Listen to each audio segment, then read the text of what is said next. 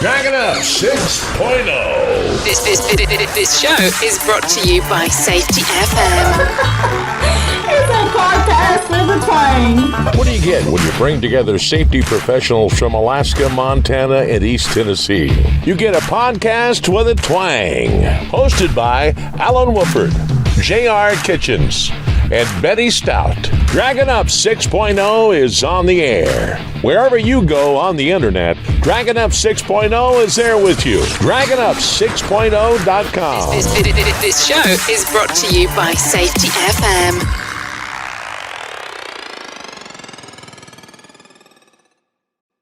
Did I lose you, JR? No, I'm still here. No, you're supposed to start it out, right? Because I say in the intro, with the Superman theme and all that, and I say, here's Alan the safety guy, and then you take it. See. Well, you know what? I think we'll just start with this because I like that because, in that one piece I said, if I'm going to screw up, it's going to be glorious and memorable. So I guess we can go from here. So to do that, prior to JR and I started this, I was telling him, hey, I got 3 questions I was asked to ask you because they wanted to hear him respond in his voice. So JR, from the 82 people that listened to us the very first day and then signed restraining orders, here are the top 3 questions. If you had unlimited funds, unlimited, and was going to go out on a date with Caitlyn Jenner, where would you go? So who is Caitlyn Jenner? Is that the Jenner? Caitlyn Jenner is formerly known as Bruce Jenner. Unlimited funds. Whatever you want to do, wherever you want to go. I'd catch a plane to Hades and leave the country. Okay. So, people were just curious. And I thought it was kind of funny. I was like, Caitlyn Jenner, isn't that a dude? And they said, well, it's 2020. It can be anything he wants. But that was one of the ones because they wanted to hear your response to that. And I hope that was the right answer. Yeah. Well, the second one to that I thought was pretty funny was if you had unlimited funds, where would you go on a date with Betty White? Oh, anywhere she wanted to go. Is she not funny? She is the best. Betty White is the best by far. I mean, when she was on Golden Girls, that was kind of a downplay of her talents. She's something else. She doesn't act her age at all. I mean, No, I love her. I mean, she was absolutely crazy in some of the commercials and just some of the outlandish ways that she the live shows is what really. She could be a safety person. You think so? Yeah. What's Go on down out of that tower. You don't have a belt on. You don't, son of a gun, you. That would be her. Okay.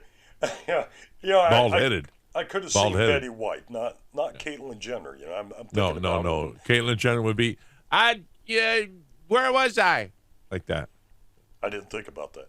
With all the gold medals and that series that he was on with the Kardashians and everything else, a lot of people were like, "What do you think he was like this? Maybe, transgender or something during the Olympics and back in the 70s, or is I think the poor guy. Yeah, I think the poor guy was. I think the poor guy was out of the spotlight too long, and he wanted to get back in the spotlight, which pretty much took care of it. I mean, he was in the spotlight, no doubt about it. Yeah, he was. He was. But I don't know. Whatever he wants to do, he can do. I don't care. You know what I mean? I mean, when you win that many Olympic medals, and, if that makes him happy, then if it makes it happy, I was wrong. That was not politically correct. If it makes her happy, whatever, that's fine with me because I'm not going to join him in a run down the road or anything. But no, God, no. But the best wishes upon. I wonder how much speed he could get in high heels. I bet he could still. Well, I mean, if he practiced around the house, I'm sure his daughters and his wife could show him how. Absolutely. I mean, I think that if the person was in the right mind of herself. She would listen to the ladies that know what's going on. Oh yeah. I mean, I can't even imagine. You got to sit down when you do that. Oh yeah, I guess you do now after that. Well, yeah, I don't know. Yeah. So okay, listener number 74. There you go. We hope you enjoyed that. Listener number 32. if you had your choice, and this is completely up to you, I don't want to say anybody's influenced you on this decision. Would you rather have adult diapers or pee pads after a long night of partying? Oh, I'd rather have a diaper. Then you can move around. Otherwise, That's you got your a choice. you got to You gotta pee pad hunt the the whole pads house. If you got to pee pad the whole house, and believe me, I know about pee pads. I have dogs. Yes, And, absolutely. but I no, love that diaper, picture you had. absolutely a diaper. Then, see, I actually wear a diaper when I'm working, like right now. And it's so funny I- you should say that. I don't have to It's take any funny breaks. you I should just say that. wait a minute. Thanks. Ladies and gentlemen, that is our online version of water reduction in action. That's right. So, yeah, no fluid This pee retention pad on this moment has been podcast. brought to you by. Hey, I think we should get coverage for that. You I know, think because we should get actually an saw the advertiser. other day, not that I was intentionally hunting it down for myself, but they had some adult diapers that had denim. I kind of like that.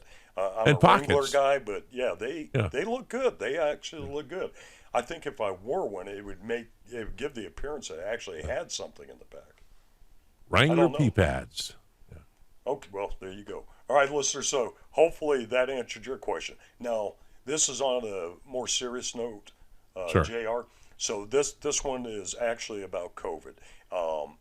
So the question is, JR, if you were still working in Alaska and you were still working on the pipeline, would the wearing of masks hinder or potentially cause respiratory issues with men and women working in the oil rigs?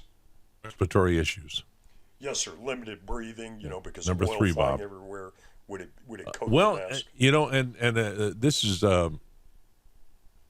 this is definitely from Facebook, and if it's on Facebook, it's got to be true. That when you wear a absolutely. mask, your oxygen level drops down below OSHA's prime quality, Yeah. and which I think is 19.5. 19.5 to 23.5, is Yes, what they're that's saying. right. It should So actually be 21. 17 was the reading under the mask. Now, I don't think this was an N95. N95 is the one that has the little breather in the center. Right. It's got a diaphragm. It's got two bands. Right, exactly. Yeah, I thought think the guy exhaling on the tube was a little dramatic. yeah, a little weird, a little different. What? Hold it down there. Gotta wear earplugs when I'm around you. Yeah, that video's been making the circuit. A lot of people are like, "Oh my Yeah. God, I'm not going to wear that." And it's like, no, he's exhaling Right, on the right. tube. Now you have a lot of people that wear masks that don't cover their nose. I've so seen that. What is Take the mask off and throw it in the garbage if you're not going to wear That's it. amazing. That's Yeah, amazing. yeah. A lot of people don't want to wear a mask, and that's fine as long as you stay home. But think about the children. Think about the children walking around the store and whatnot. Yeah, whatever. Yeah, it's amazing you said that, JR, because in a lot of places, a lot of states have a caveat where children under the age of 12 are not required to wear a mask.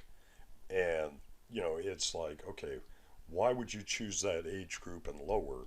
I mean, obviously with infants and stuff, it's going to be a little hard to keep one on.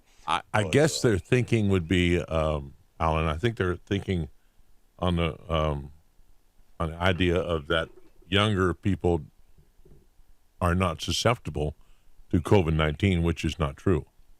All human lives are susceptible to that. Also, your animals, your pets are Absolutely. susceptible to COVID-19. Absolutely. Are they carriers? I don't know. A lot of people don't have the symptoms, but they're the carrier. And, of course, you hear all this propaganda that it's not a virus, it's a bacteria. Right. So I don't know. Whether it be a virus or a bacteria, either one, you still need protection against it. Now, my advice would be, which is pretty cumbersome, but wear the 3-piece mask with the particulates. And I think that would be the way to do it, probably. Oh, I see you got backup. Yeah, exactly. Okay. Well, if you're going to have a speech coach, I need to bring one of mine in here and have them talk me through. Hey, according to CFR 29, you guys aren't supposed to be barking during a safety podcast. That goes to all of our listeners as well. And the horns outside. Now it's off. Good. Yeah, Thank you, neighbor. and for all those, the JR was just talking about, if you look at historical data, they actually had COVID medication for dogs. They Yes. didn't know whether it was kennel cough or something else, but if you Google it, it's one of the oddest things that people look at. It's like where they said, oh, if you read the back of a Lysol can, that, it's for COVID, so is this something that was planned? No, it's like the flu or the cold. You got different variations. So, these things mutate, they change. So you want to use your best practice. Exactly. Not only that, but they do fight against what you're fighting against.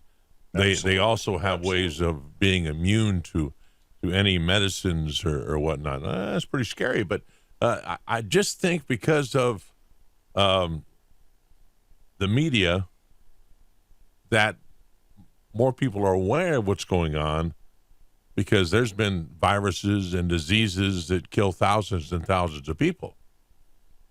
For instance, that disease called the Vietnam War killed a lot of people. Yeah. Oh, yeah. That was a virus, I think. That was a virus somebody started. But anyway, it's all about Alan, the safety guy, and and the professionals in the safety field, right? Yeah. Yes. You have problems filling out safety reports? Have you ever run into problems filling out safety reports? So, with the safety reports, you're talking actually about the safety reports app or actual safety reports? You betcha, buddy. as in documents? I have had a lot of trouble in the field having to carry so many forms with me to fill out. Absolutely. Or now, Yeah. thanks to safetyreports.com, there's a lot of apps out there that help you with your investigations, your ergonomics questionnaires, your reports, your OSHA 301s, and all that, more than I mentioned, to help you in the field. And you could probably contact them by safetyreports.com, I think. Yeah, and for those, we were talking about COVID. One of the great things that JR just brought up, with this not being paper documents, with their scanning app that's used through safetyreports.com, you can actually pre-program some of the questionnaires, and as they come up, say, gee, I'm going up to JR, and JR's like, yeah, what happened to your hair? And I'll say, well, it's my natural color. But as he's going through the question, flesh is a natural color, by the way. Well, it is. I mean, in low light, I can just be as beautiful as anybody with long hair. You sure can, yeah. I mean, Yanni has an impressive head of hair. But, going back to the safety reports, I just come into JR's studio. JR says, hey, stop. We talked about this in group. And then he says, what I need you to do is mask up. And with the Safety Reports app, he could go through the scanning app, scan my badge, my ID, hard hat sticker, or any other lines or barcodes, QR codes that's on me. It'll pull up my name and information. He could say, okay, have you had any aspirin, Tylenol, anything to reduce a fever, because I need to check your temperature, need to be accurate. And then as he goes through, it digitally documents and preserves this information so you can track your data and look at historical information. And you're talking about hundreds of people. Imagine carrying a ream of paper out in the field. Right, and literally having to go in your bag and look up that person. It's crazy. If in case crazy. you were so up on your filing that you have it all alphabetically, all alphabetized and whatnot, which is probably not the case because you're in it all the time and changing out files and folders. Where this is just one scan and you're there. Absolutely. It's like a doctor's office, where you go in and they deep, hey, get out, something like that. Yeah. And, speaking of doctor's offices, with everybody taking temperatures, one of the biggest things, and this is one of the funniest complaints I've ever heard. If you look on the side of these temperature probes or the new green light lasers that they're using, they actually have, I kid you not, JR, they shut a site down for using these because they had not given the people taking the temperature or the employees laser safety training. So what they made them do was buy laser protective glasses. Think of, your normal safety glasses, your Z87s, but with laser protective coating. and Sure. and then they made them don these glasses, say that this is, you know, a laser emitting device, and just pop them in the forehead. And someone said, well, what's the difference between these and the other types of thermometers you have available? And they said, the taste. So you've got to be careful, make sure you're using a temporal thing, not a rectal thermometer. You can't just lean it against the head. Some of the stuff that are coming up right now, it's kind of wild, because one of the things you learn through OSHA Academy, you know, is that you've got to document things, because when you're going through and you're looking at historical data and you're looking at trends and you're doing root cause analysis, you have to hold a lot of information. So one of the things that, you know, a lot of people are concerned about now is if they do get a positive case and they've been recording it, the traceability, who is around them, how many people were affected, you know. So there's a lot to it, JR, and I, you know, like a needle in a haystack. Yeah, and I want to think back to that question they were asking about you with the mask on the oil rigs and stuff like that. Right. Just in your general knowledge and from what you know, because for those that don't know, JR is, you know, a hell of a contractor. He's been in the music industry. He's traveled. Do you think people are more at risk on the job site with all these checks and balances in place, or more risk, you know, out in the general public? Depends on what their job status is. If it's in office routine, yes, wear one. If it's out in the open air, I don't know, depending on what your job is. If you're shoveling around a ditch with three other guys, yeah, might want to put it on. If you're inside of an excavator or a crane housing, you know, or a loader housing, and you're the only one in there, after you disinfect the steering and whatnot and operating levers, then I don't think you need to wear one. Right. It's like a hard hat. When you're inside, you don't need to wear a hard hat. Even if you're running a crane, you don't need. Once you step outside that door in that crane, you better don that hard hat. You know what I mean? Yeah. And I've had situations like that where it's kind of the same thing. You know, if you're in a room or if you're around in a meeting hall, yeah, don a mask and not only protect yourself but protect those around you as well. Absolutely, brother. Yeah, and today, you know, there's so many people speculating as to what causes it, you know, and so many people say, well, if I'm wearing a mask, why do I have to stand 6 feet away? If I'm doing this, why do I have to do that? And it's just good practice, because nobody really knows, you know, with any certainty how this particular one gets around. Yeah, it's scary because, you know, JR and I are not in our teens anymore, not physically, emotionally, we're still developing. Right there, yeah. But, you know, when you think about, you know, just asbestos, from where I'm originally from in Montana, you know, there's a lot of asbestos mining. And so what happened is, while the workers were pretty much taking care of the dust and debris on their pants and their jackets, they took it home, kids hugged on them, not in their breathing airspace, nothing like that. The dust got into their lungs. You know, and if you think about it, so many people complaining, saying, yeah, this can't be harmful. You know, if it's a liquid, it hits me, I have to breathe it, it has to sit in my lungs. We just don't know. So, you know, use care and caution, because you're going to have friends or family that's as young as JR and I, you know, and we've been around a lot of things. We definitely don't want to catch this. We don't want anybody else's. And we've done a lot of things that we shouldn't have done. Because should we get into that? I think that's a really good thing. Yeah, in the early days, we did a lot of things we shouldn't have done, like get down in crude oil pits and paint with just a regular old mask and breathe in a lot of the fumes. And these were lead-based paints as well. So a lot of things were done back then that shouldn't have been in operation, but were. So not only are we trying to protect ourselves from that, but we're also living and breathing animals that have lived through that era. I'm not bragging about it. I'm just telling you that nowadays safety is at the forefront and where it should be.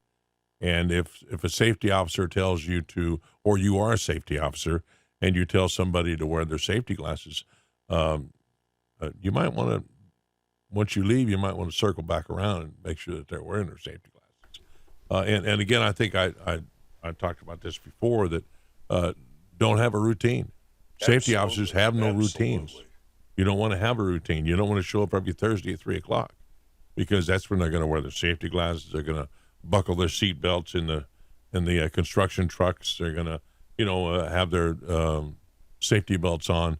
You show up Thursday at 3 o'clock, and then you show up next Thursday at 1 o'clock, or you even show up at midnight, and you make sure that they know that you're not a type of person that has a certain schedule. So, I agree, brother. And that's one of the things with communications today.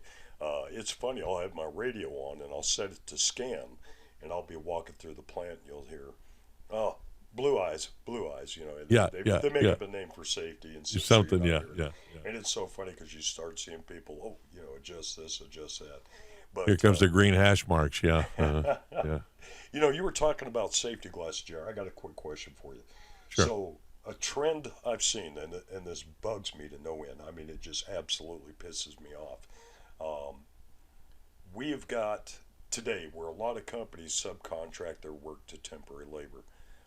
Not that I'm against temporary laborers. A lot of them, get hired on after 60, 90-day periods. Sure. But what we're finding with some of these agencies, and I don't know if you've ever seen this, in your travels and doing what you've done, but where we're instructing them, hey, you got to have these Z87s, you got to have side protection stuff. Right. A lot of companies are getting away from this by saying, oh, all these lenses are polycarbonate, and we're going to get into these side shields. And we had a company a couple of years back that I worked with specifically. They say, okay, we're going to verify that these are appropriate for the hazards and all this. And they were doing a training thing, and the guy had a pair of shields on the side that he slipped onto his glasses. And he said, let me take this, and then literally jammed a nail right through the side because it was just rubber. And he said, but it fits the standard, in your travels and in your experiences, have you seen where people would try to bypass a safety thing out of just wanting to save money and say, oh, this meets the standard? Yes. Okay. Yes. Yes, I have. I have had people that tell me that their prescription glasses were safety glasses. And I said, okay, that's fine. But I'll tell you what, I will buy you a pair of safety glasses that are prescription, and I'll pay for them. And they're like, oh, okay. See, they're all about it. So I think it's like, they have to go down and get another pair of glasses. They got to sit in the chair and get the, get the doctor to look at their eyes, to go through them lenses. In no way can anybody remember what number they were. So what do you think? Is this better? Is this better? I don't know. It could be a drink. Let me think about it. You got a beer? But I have, so many. See, we used to sell safety glasses we had a safety product store, and we sell safety glasses, polycarbonate safety glasses. We also sold side shields and all that. Side shields were polycarbonate. So give me a pair of side shields and give me a pair of safety glasses with side shields on it. I'll pick the ones that are built that way. Absolutely. Because the side shields are not worth a crap. I'm just saying that, but it will get you through. Like if OSHA was to come out, bless their hearts, they're so special. Mm-hmm. OSHA was to come out and inspect, do a walkthrough and see the side shields, they'll walk around and by, go, okay, good, that's good. But me being a safety officer, I will walk through and I'll go, would you be interested in a prescription pair of glasses, with the side shields built on them? Oh yeah. And they go, and 9 times out of 10 they'll go, yeah, if I pay for them. Absolutely. And just to follow up on just something you just said. So the other day on Facebook, and I thought this was really important. Well, if it's Facebook, it's got to be true. Well, absolutely, and that's why I'm doing that, because I want to use a reference point outside of Wikipedia that everybody understands. So where you just use the term safety officer, for those 2 listeners off of Facebook, they got into the big disagreement on the safety professional website. What had happened, Jim? You you weren't part of that conversation. I didn't see you in there, but probably 15 to 20 people exploded at the fact where I put down a hard hat, one of my former hard hats I wore in the construction, said safety officer on the side. And they were just, pissed off is not even a good word. They were just throwing information out there saying, what are you, a safety cop? And just hateful retorts. And one of the questions I put up there in response to this is I said, have you never heard of a safety officer? Because, they're thinking safety cop, safety police. And they said no, and I was like, under government contracts, I said they have a position that's called a safety officer. And I said, look at all these acronyms. You got CSM, CSHO, Construction Safety and Health Officer. I said that's built into that acronym, and that's what they call them on a lot of the government sites. Right. And we're like, oh, we didn't know this. And so it's amazing. You and I will use the same terminology. We worked on government projects. Right. We've got this information. Some are called HSE leader. Some of them are called safety project safety coordinator, or safety officer. That's safety cop, whatever you want to call it. But it's amazing because they think of it as that cop mentality, not knowing, that's a DOD terminology. Just like you said, you got HSE, EHSO, all these things. But do we write tickets? Yeah, we kinda. can on government contracts. Yeah, you could actually. You betcha. Write a citation. Matter of fact, it's commended by the contractor if you do write a ticket.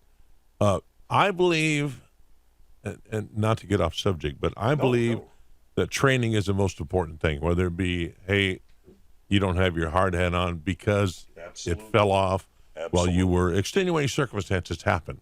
Well, okay, that's cool, man. Thank you for telling me that. Now pick it up and put it back on, so we're all under that safety hat. You know what I mean? Absolutely. And with that photo, it triggered so many responses for people that were just, they hated the term. They didn't understand that, on some contracts, officers are called different things, managers are called different things. But it was interesting to see how many people became so volatile that have been in safety 15, 16, 20 years, but had never seen a CSHO or, ever heard of, some other tasking thing. So sure. In safety, what was one of the worst names you were ever called? I can't say that. You can't. You can't spell it. Just spell it. Okay. SOB. Oh, okay. Well, I didn't know MF. it was going to go to that level. So MF. Oh yeah. We'll probably have to edit that out. I've had one that no problem. You could come out to the platform, but stay out of the way. And I go, I'm gonna get in your face, buddy. No, I didn't say that. I apologize for that animosity coming out, hostility. But we'll talk about it in group. Yeah, you don't hold everything back. I'm J.R. Kitchens, and I'm a safety guy. Hi, J.R. Yeah. Hey, JR, thank you, JR, for sharing that moment with us. I get a coin now. Yes, and in 10 years, we'll address that again. Yeah, okay. I've been a safety officer for 10 years. No, but it's very important that people understand. But and if there's folks out there that obviously, hopefully, that are turning in their work uniform for a safety uniform, which is pretty much the same thing if you're a safety guy, a good safety guy. You better have your work clothes on if you're going to be a safety guy, because you got to crawl around on your belly or crawl around on your back and make sure all the equipment is safe. We do that not for ourselves. We do that for the people that are working there. Our job, and correct me if I'm wrong, this is 2020, our job is to make sure that people stay alive. I don't know if we can call them people. I think we have to call them, non-gender specific individuals. Whatever. Okay. Yeah. I'm just throwing that out there. I'm with you there, Mr. Non-gender specific. Just saying that.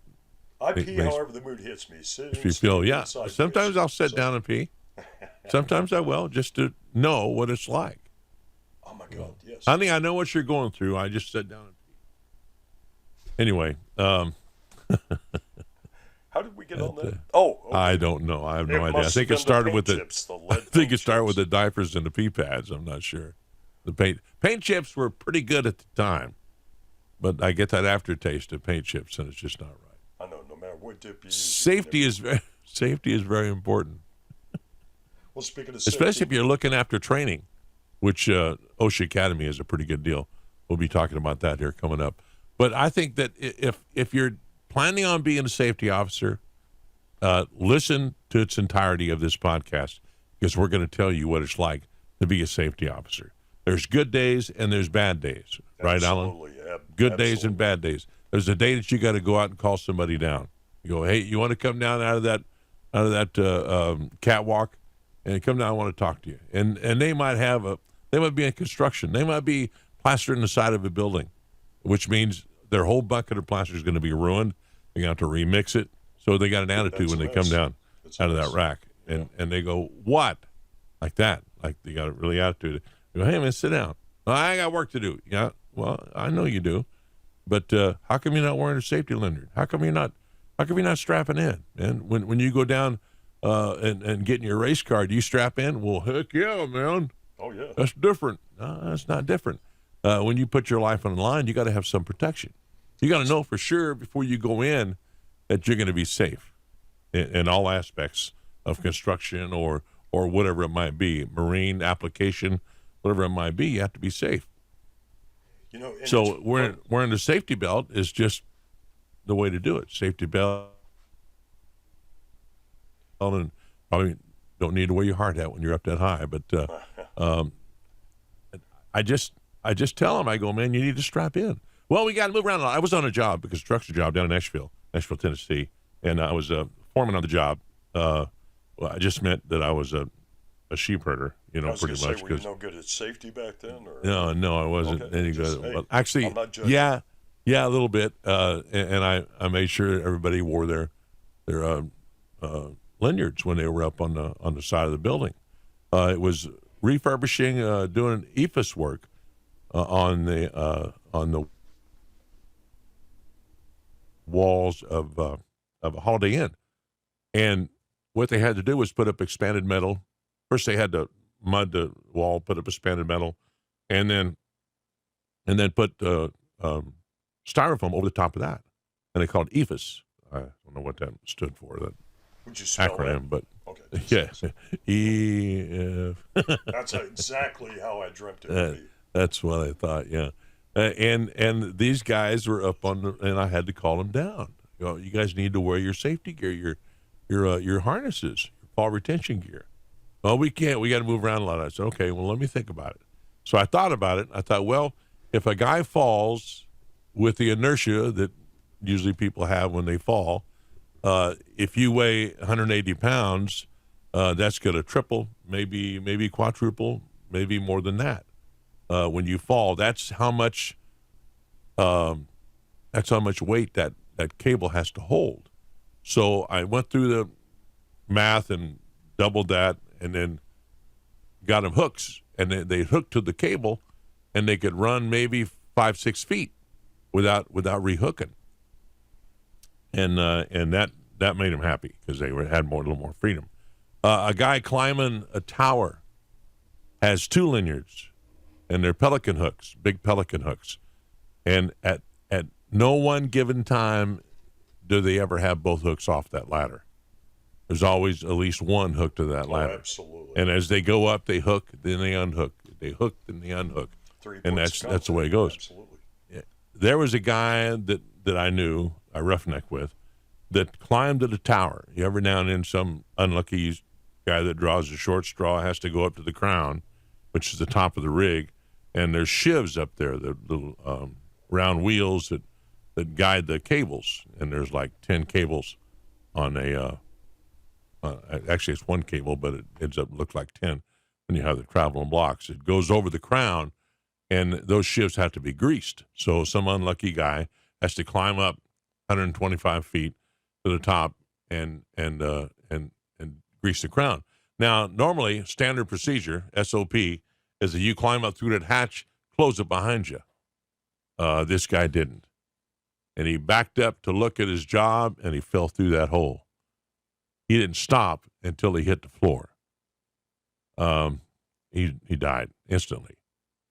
And when well, I could get into more detail, but he was dead, and because he was content.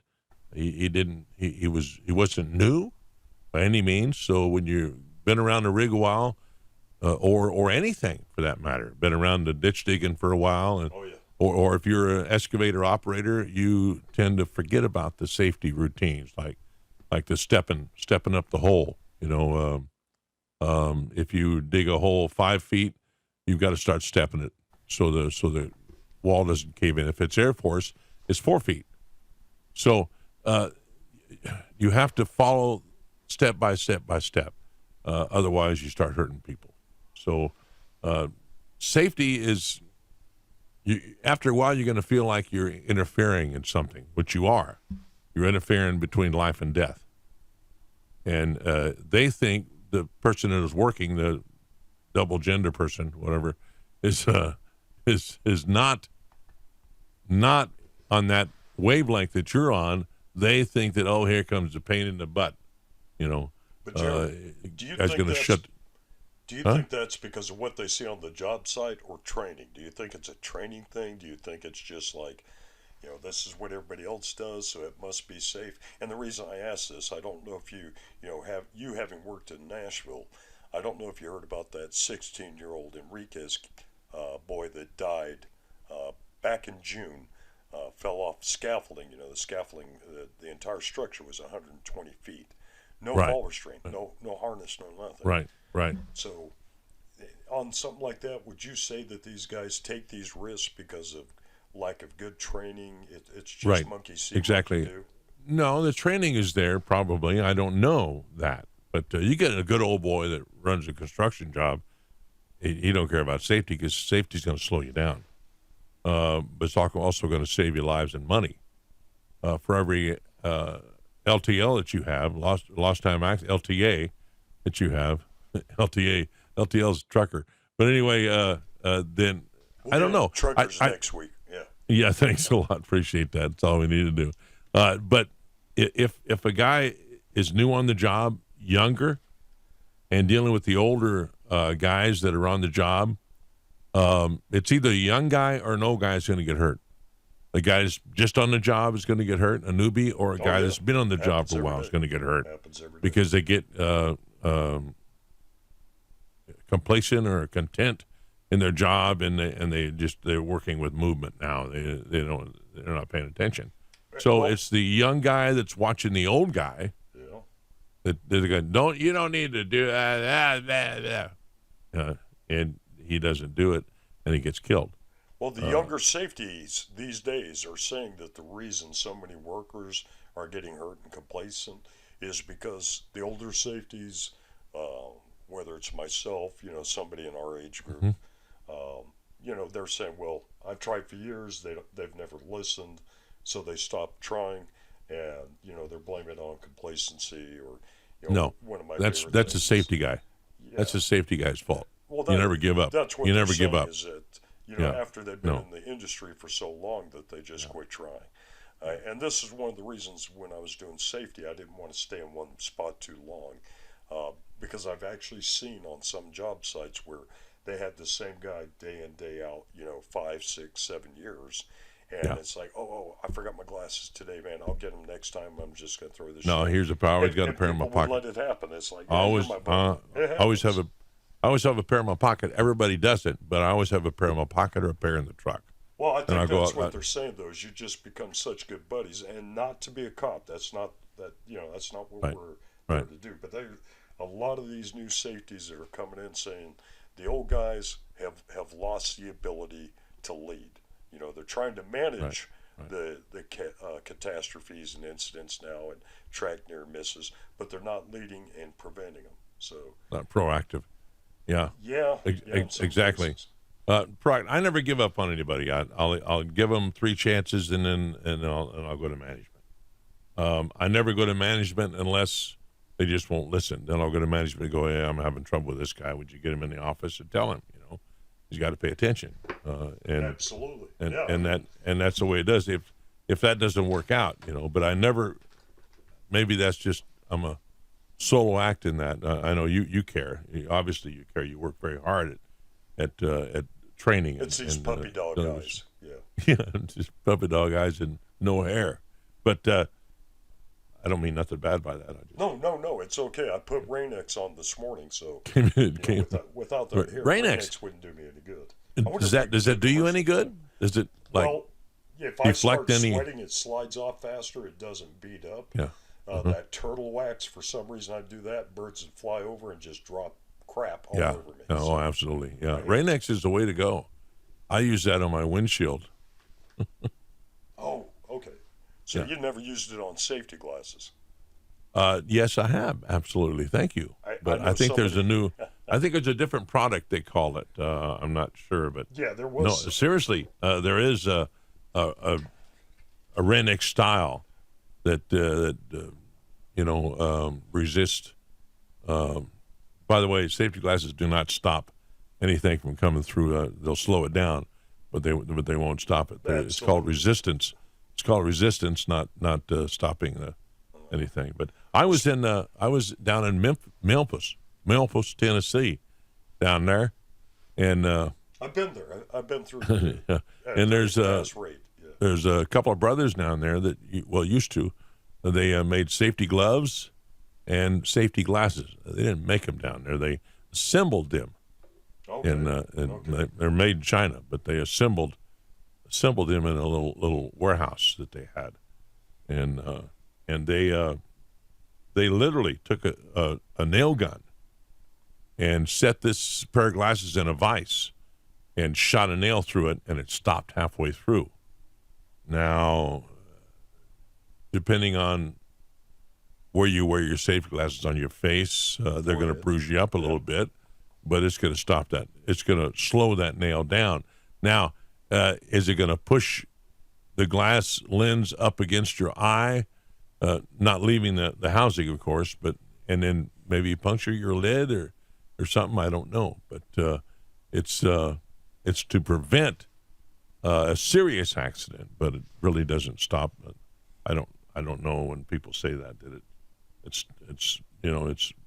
wear these and you won't get hurt. That's BS. That's where I wear my Superman boxers, because nothing gets. Do you wear those when you jump over the caution tape? I have on occasion. There was one time I mixed them up with a Wonder Woman set that got thrown in during laundry. I bet that hurts. I don't talk about that often because of the shrill sound. You do when you wear it. Do you go, hey? Yeah. Well, brother, I guess we'll go ahead and end this segment and get ready for after this. Jared and I are going to get together. We've got some interesting people coming up on the next couple of weeks. We're actually going to talk to Drew Fife, one of the safety managers. HR guy. Yeah, we've got an HR guy. We've got Dustin Thiebert that's going to talk about some of the things, where safety people are like, how come I'm not getting hired? What are they looking at? We're going to be reaching out to Dana Knight. Dana Knight is a safety manager that actually contracted COVID-19 while on a construction site. They were wearing full masks, sanitation of the site, everything. So we're going to talk to him. He just recovered last month, and he's just taking some downtime right now. But we'll be talking with him. Shane Oliver, GSP. Be talking with him. He's another Army veteran, same as myself, former medic.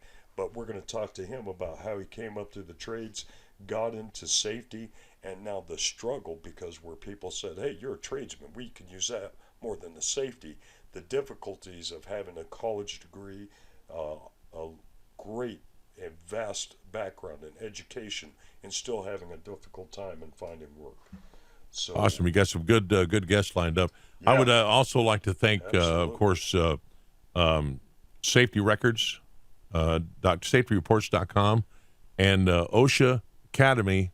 Yes. .com.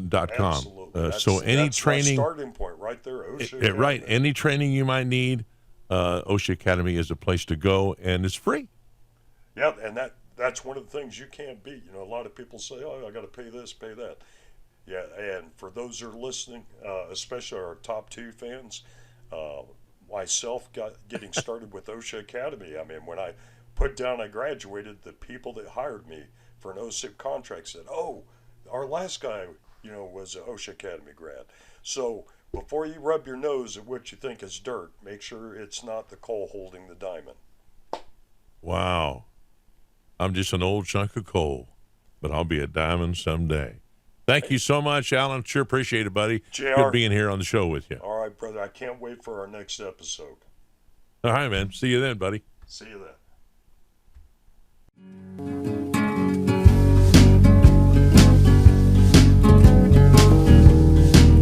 The views expressed on this program are solely the opinions of the host and guest, not necessarily those of their employer, committee, division, or any other group or individual. This podcast is intended for educational and entertainment purposes only. Nothing within this recording is intended to be used for legal guidelines as representation for any entity. No portion of this podcast may be reproduced without the expressed full consent of Alan the Safety Guy. You've been listening to Alan the Safety Guy.